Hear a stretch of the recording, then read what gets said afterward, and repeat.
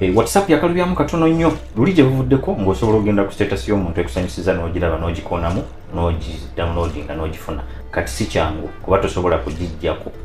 okujjako ng'okubidde muntu oba n'omusindika ka message n'omugamba waayo akafaananyi ako k'otaddeyo aka video kansanyudde kamperezeeko n'akakuweereza naye ate mwana wattu tomanyi bumanya osobola ofuna status yonna ekusanyusiza nga tofunye app ndala yonna ate nga tusoose kubira nannyini okugikusindikira kankulage engeri gy'odownloadinga mu status ekusanyusiza yonna n'ogifuna mu simu yo naawe n'ogikozesa. Genda mu WhatsApp yo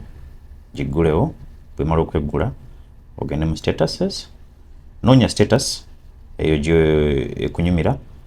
then gikoonemu ezannye erina okuzannya olina okugumiikiriza n'ogiraba neggwayo ne bweba mpanvu etya girabe paka lweggwayo bwemala okuggwayo tuddeyo tugende wano ogende ku file manager koona ku file manager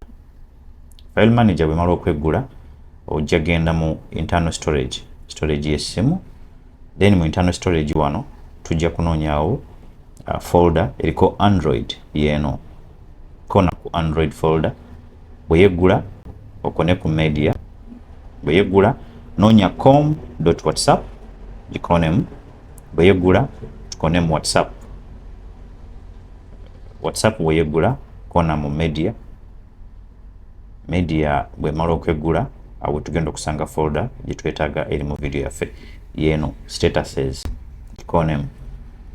ogikoonamu neyeggula jangu wano onoonye video yo gy'ova okulaba ojja gisangawo era eyange yino gyenva okulaba gikoonemu wano ogikope oba ogimoving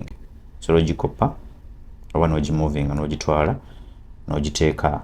weeyagala. Bwe mba nga nina kyenkugaseko mu kavidiyo ako nkakasa ng'olina bingi by'otamanyi ate nga weetaaga okubitegeera kola ekintu kimu kyokka nkulira ebintu bisatu: subscribe, like, comment.